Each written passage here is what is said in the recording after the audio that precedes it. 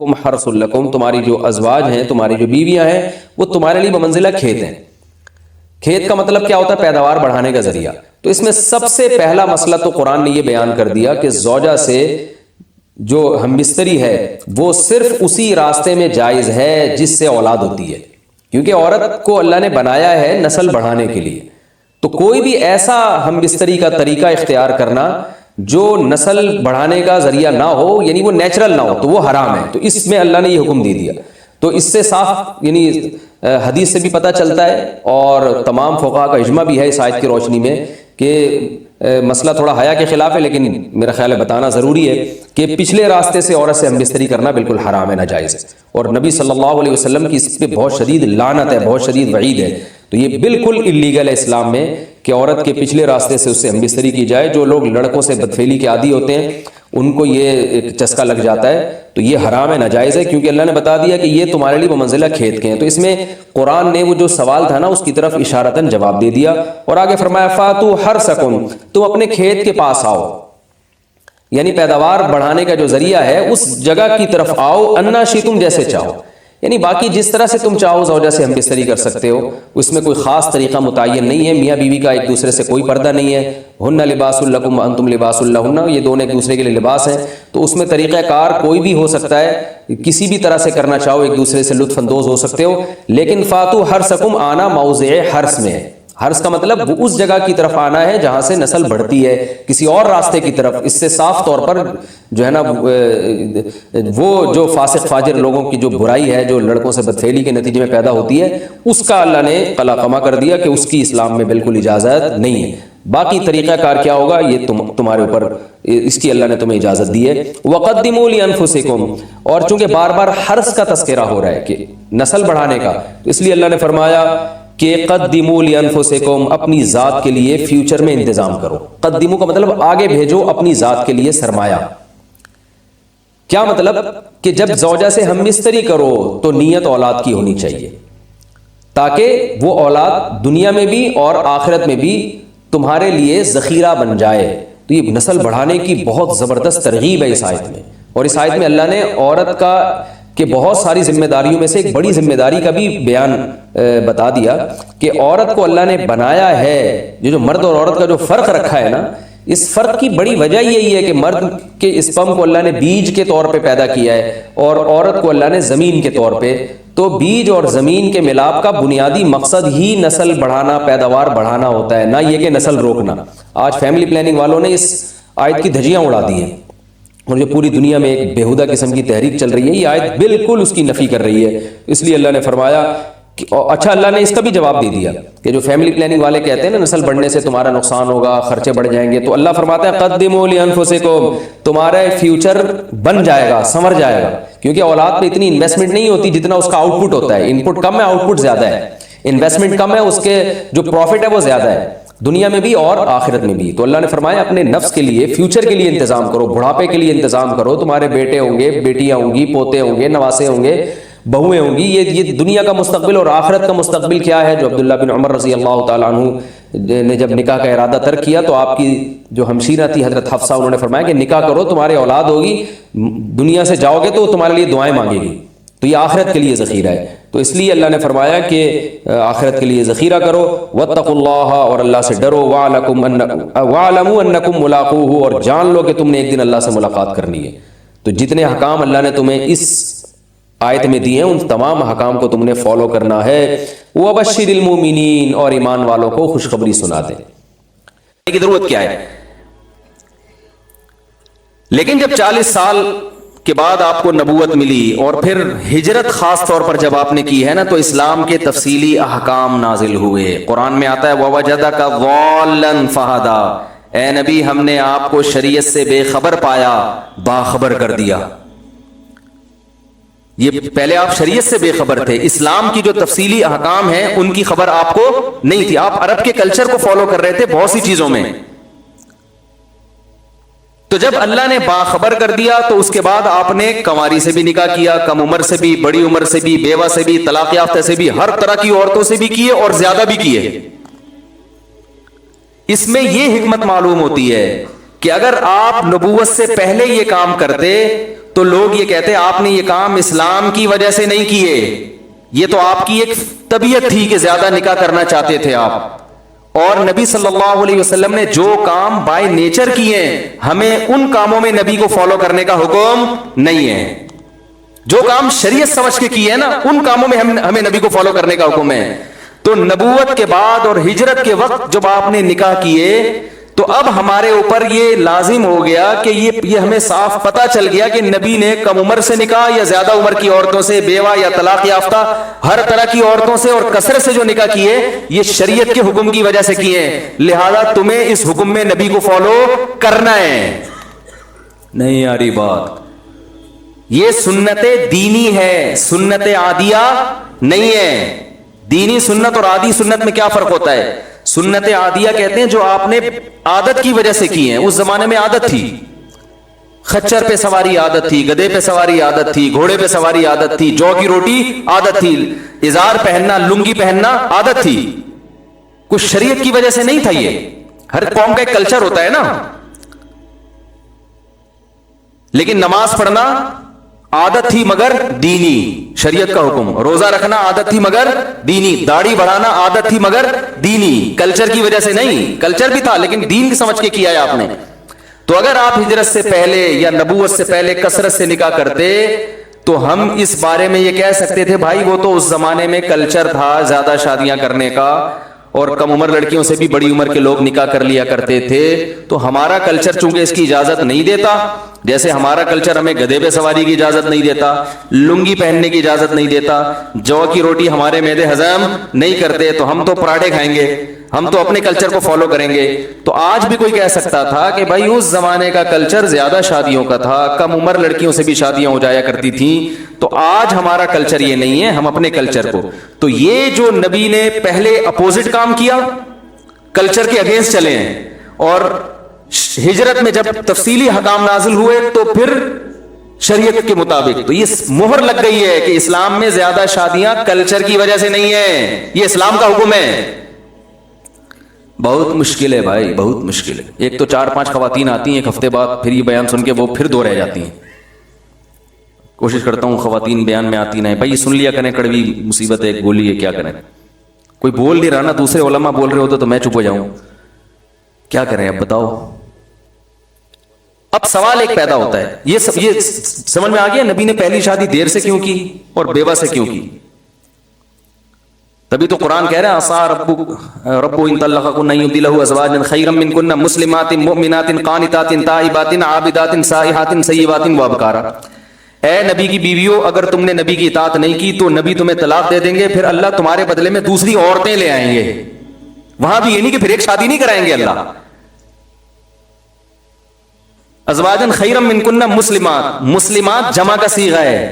اور جمع کثرت پہ دلالت کرتا ہے۔ بہت ساری عورتیں ہوں گی جو مسلمان ہوں گی، ایمان والی ہوں گی،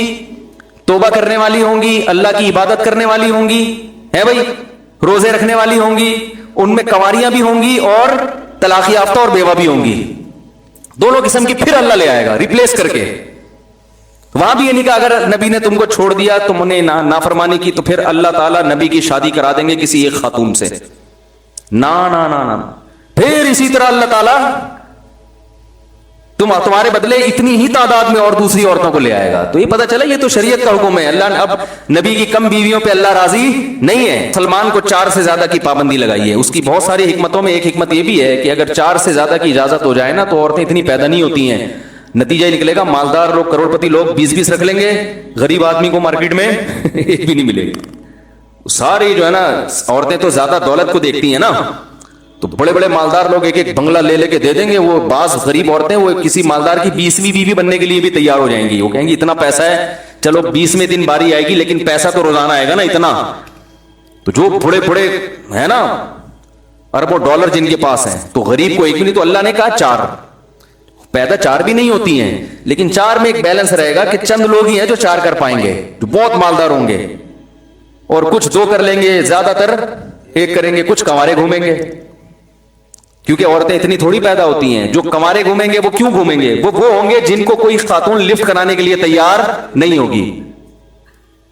یہ لوگ کہتے ہیں نا عورتوں اور مردوں کا ریشو تو برابر ہے، تو بھائی برابر تو ہے، لیکن فطرت یہ چاہتی ہے کہ بہت سے مردوں کو بیوی ملے ہی نہیں، حقیقت ہے یہ، اس لیے اللہ نے بیلنس برابر رکھ کے مردوں کو زیادہ شادیوں کا حکم دے دیا تاکہ بہت سے مردوں کو بیوی نہیں ملے۔ ان کا کیا قصور ہے؟ ان کا قصور یہ سٹے لگاتے ہیں، یہ شراب پیتے ہیں، یہ پائپ کے اندر بیٹھے رہتے ہیں، سارا دن سنوکر کھیلتے رہتے ہیں، یہ تو مردوں میں یہ بدماشیوں کا ریشو عورتوں سے زیادہ ہے، ان مردوں کی اللہ شادی چاہتا ہی نہیں ہے۔ نہیں یار یہ بات میرا خیال ہے، جو اللہ کو پتا تھا نا مرد اور عورتیں برابر تو ہوں گی، لیکن بہت سے مرد بے روزگار ہوں گے، عورت کے لیے بے روزگار ہونا کوئی عیب نہیں ہے، بہت سے مرد نشے کے عادی ہوں گے، بہت سے مرد چور ہوں گے، ڈاکو ہوں گے، تو اللہ چاہتے ہیں کہ جب معاشرے میں پتہ چل جائے گا کسی خاتون کو کہ یہ چور ہے تو نہیں کرے گی، وہ کسی کی دوسری بیوی بن جائے گی، اس کی پہلی بننے کے لیے تیار نہیں ہوگی، تو اس میں عورت کا فائدہ ہے۔ سمجھ رہے ہیں کہ نہیں سمجھ رہے؟ نہیں سمجھ رہے، جیسے چاہتے ہیں نا ویسے کنوارے کے کنوارے آ کے اگلے بیان میں بیٹھ جاتے ہیں۔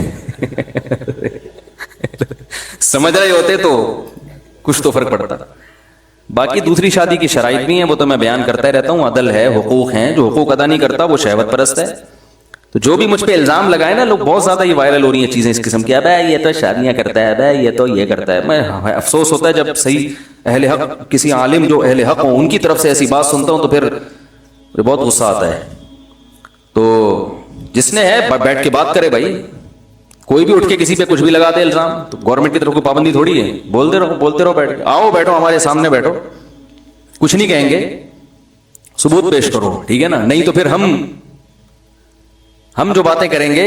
پھر وہ بھی دوسری بات بھی سنو، پھر رائے قائم کرو۔ تو یہ بات یاد رکھو، اس زمانے میں زنا کرنے والے پر تہمتیں نہیں لگتی، شادی جو کرے گا نا خدا کی قسم اس کو معاشرہ بھی ذلیل کرے گا، اس کے عیب تلاش کرے گا، اور بہت افسوس کے ساتھ کہنا پڑتا ہے بعض، سب نہیں، بہت سے علماء بھی اس کے پیچھے پڑ جاتے ہیں افسوس کے بعد، ابے یہ یوں ہے، ابے یہ یوں ہے، ابے یہ یوں کرتے رہیں گے۔ بھی کیا ہوا، ایک صاحب نے، میں نے بریانی منگوائی نا ہوٹل میں، کہیں جانا ہوا، وہ کہہ رہے تھے مفتی صاحب ہے تو یہ تو سادہ چاول کھاتے ہوں گے بریانی میں نا، پتہ نہیں لوگوں نے ایک بزرگ، جن کو بزرگ سمجھتے ہیں ان کا کیا ہے، اسے سادہ سے لگا، میں نے کہا بھائی مسالہ ڈال اس میں، چٹپٹا کر اس کو۔ میں نے کہا ہم ہندوستانی لوگ ہیں، ہم چٹخارے دار چیزوں کے عادی ہیں، میں نے کہا اس کو ذرا لال لشپش قسم کا چٹخارے دار بنا اس کو، اور میں نے کہا تیری دیگ میں جتنی ہری مرچیں ساری ڈال کے لے آ۔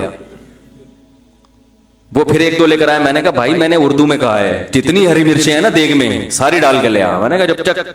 پسینہ نہ آئے نا مزہ تھوڑی آتا ہے۔ باقی یہ کہ اس سے ہاضمہ خراب ہوتا ہے، ہاضمہ گیا، سمجھ رہے، ہاضمہ گیا، کھانے دو یار، ہمارا ہاضمہ الحمدللہ فی الحال خراب نہیں ہو رہا، جب ہونے لگے گا تو پھر غور کریں گے اس میں، ابھی تو کھا رہے ہیں۔ ہر چیز، ہر مسالے دار چیز ہر ایک کو نقصان نہیں پہنچا۔ میں ہری مرچیں بہت زیادہ کھاتا ہوں تو ہر چیز ہر ایک کو نقصان نہیں ہوتی، جو چیز جن چیزوں کا بچپن سے عادی ہوتا ہے نا انسان، اس کا آپ 2 ہری مرچیں کھا لو آپ کا پیٹ خراب ہو جائے گا، ہم پھوڑ دیتے ہیں طبیعت سے۔ تو جس چیز کی بچپن سے عادت پڑی ہوئی ہو، یوز ٹو ہو جاتا ہے، اس کا پھر نقصان نہیں ہوتا۔ ہمیں مسالوں کی چٹخاروں کی عادت پڑی ہوئی ہے۔ تو میں ان سے کہا، میں نے کہا ان سے بولو جب نیمبو نچوڑ کے اس میں ہم کھا رہے ہوتے ہیں اپنے خرچے پہ تو آپ کو تکلیف نہیں ہوتی، تو ہم مزے کے لیے اگر شادیاں کر رہے ہیں تو آپ کو کیا تکلیف ہے؟ اور دوسری بات یہ کہ شادیاں تو مزے کے لیے اس زمانے میں انسان کر ہی نہیں سکتا۔ جو یہ کہتے ہیں نا شادیاں مزے کے لیے کر رہا ہے، وہ تو خدا کی قسم میرا خیال ہے اس سے بڑا بیوقوف دنیا میں پیدا نہیں ہوا، کیونکہ مزے اڑانے کا شوق دنیا میں ہر ایک کو ہوتا ہے۔ کتنے لوگ ہیں بڑے بڑے مزے کی کام کر رہے ہیں لیکن شادی نہیں کرتے، ان کو پتا ہے یہ مزے اڑانے کی چیز نہیں ہے۔ کبھی آگے ہماری لائف دیکھو، آپ کو پتا چل جائے گا کہ کتنے مزے اڑا رہے ہیں یہ۔ آپ کو دیکھو نا، آپ پاگل، میرے ساتھ بعض لوگ میرے قریبی دوست ہیں، میں کہتا ہوں 24 گھنٹے میرے ساتھ رہتے ہیں، وہ کبھی کبھار نہ کہتے ہیں وہ صاحب آپ کے ساتھ رہتے دوست ہیں، چلو بھائی، تو کہتے ہیں یار آپ کے سر پہ بال کیسے قائم ہیں، کیسے ہیں؟ تو میں کہتا ہوں یہ قائم نہیں تھے، گر گئے تھے، دوبارہ نکالے ہیں بڑی محنت کر کے، حقیقت ہے۔ لوگ کہتے ہیں آپ یہاں بیٹھ کے مسکرا رہے ہیں ایسے خوشی ہے، تو یہاں بیٹھ کے مسکرا رہے ہیں نا، اسی لیے کہ یہاں بیٹھے ہوئے ہیں، ابھی گھر سے باہر ہیں۔ تو جو یہ کہتا ہے نا کہ یہ عیاشی ہے شادیاں کرنا، تو بھائی کر لو، اگر یہ عیاشی ہوتی تو ہمارے سابق صدر سب سے پہلے کرتے، یہ عیاشی ہے ہی نہیں، یہ تو بڑا ٹینشن والا کام ہے۔ تبھی میں لوگوں سے کہتا ہوں جہاد کے لیے کرو شادیاں، پھر کم عمر سے کرو، بیوہ سے کرو، طلاق یافتہ آپ کی مرضی ہے، ترجیح ہم اسی کو دیتے ہیں بھائی، بیوہ سے کرو تو زیادہ اچھا ہے، طلاق یافتہ سے کرو تو زیادہ اچھا ہے، کیونکہ کنواری کا تو کہیں بھی ہو جائے گا، بیوہ سے کرو تو زیادہ اچھی بات ہے نا، یہ اچھی بات ہے، کوئی فرض واجب نہیں ہے آپ کو، اگر کنواری مل رہی ہے اس سے کر لو، اپنی ذمہ داری پہ کرو، پٹو گے تو ہمارے سامنے آ کے مت رو، یہ تو پٹتے ہیں بھائی، یہ تو اس کا حصہ ہے بھائی۔ باقی یہ کہ پہلی بیوی کو ٹارچر کرنا ٹھیک نہیں ہے، بار بار بلا وجہ کرنا کرانا ہوتا نہیں ہے، اس کو ہر بات پہ تانے دیتے ہیں، یہ بھی غلط ہے، اور کرنا ہے تو سنجیدگی کے ساتھ، پہلی زوجہ کی محبت میں کمی نہیں آنی چاہیے، اس کو محبت سے تیار کرو، سمجھاؤ۔ دوسری بیوی کو پہلی کے ساتھ نہیں رکھ سکتے آپ، الگ گھر لے کے دینا پڑے گا، الگ گیس بجلی کا کرایہ سب الگ۔ اسلام میں یہ نہیں ہے کہ دوسری کو لا کے پہلی کے تھوپ دیا جائے، اس کے وہ کوئی اس کی بہن نہیں ہے، سگی بہنیں نہیں ایک ساتھ رہتی ہیں آج کل، سوکنوں کو کہاں سے لا کے ٹھوس رہا ہے صحیح ہے نا، یہ اس پہ ظلم ہے، الگ رکھو، اس کے حقوق میں کمی نہ آئے، اس سے محبت میں کمی نہ آئے، یہ ساری شرطوں کے ساتھ شریعت ترغیب دیتی ہے، ان شرطوں کے بغیر ترغیب نہیں دیتی، تو یہ شرطیں پوری کریں اور پھر کریں، کیونکہ عورتیں بہت بیچاری طلاق یافتہ بیوہ ہر طرح کی عورتیں بھری ہوئی ہیں، ہر گھر میں مسئلہ ہے یا نہیں ہے، جہاں بیٹی پیدا ہوتی ہے ٹینشن میں آ جاتے ہیں لوگ۔ تو خیر، اب میں اصل بات کی طرف آتا ہوں جلدی سے، اصل بات تو یہ تھی، اب میں دوسری بات کی طرف آتا ہوں لیکن بیان کے لحاظ سے اب میں اصل بات کی طرف آتا ہوں کہ دیکھو، رسول اللہ صلی اللہ علیہ وسلم نے جب مشرکین مکہ کو یہ کہا کہ آپ صلی اللہ علیہ وسلم نے فرمایا کہ اگر میں یہ کہوں کہ دیکھو، اب آپ اعلان کرنے والے ہیں کہ میں نبی ہوں، تو اپنے برحق ہونے کی دلیل پیش کریں گے نا، تو آپ نے یہ نہیں کہا کہ دیکھو میں دم کروں گا بیمار آدمی ٹھیک ہو جائے گا،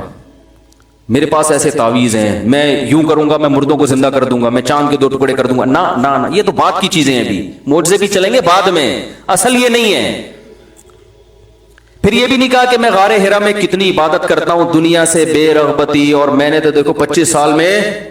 بیوہ عورت سے شادی کی ہے، تو مجھے دنیا کی لالچ بھی نہیں، کوئی دلیل نہیں۔ دلیل یہ کہ میں جھوٹ نہیں بولتا، کردار پیش کیا جا رہا ہے،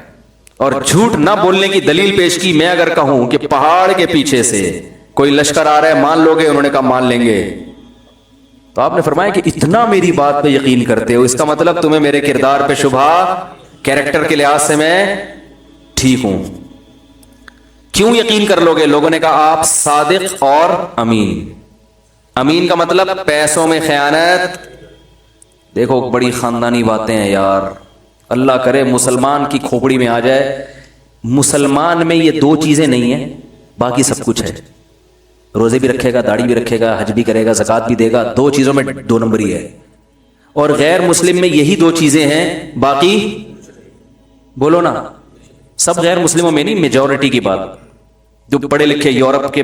امریکہ، یورپ، یو کے وغیرہ میں جو اکثر پڑھے لکھے لوگ ہیں ان کی بات کر رہا ہوں، ورنہ ہر 2 نمبر لوگ مارکیٹ میں ہر جگہ ہی موجود ہیں، اتنی بھی خوش فہمی کا شکار نہیں ہونا چاہیے کہ پتہ نہیں وہ کیا ہیں، لیکن میجورٹی غیر مسلموں میں 2 چیزیں زیادہ آ گئی ہیں، سچ اور پیسوں کے معاملے میں 2 نمبری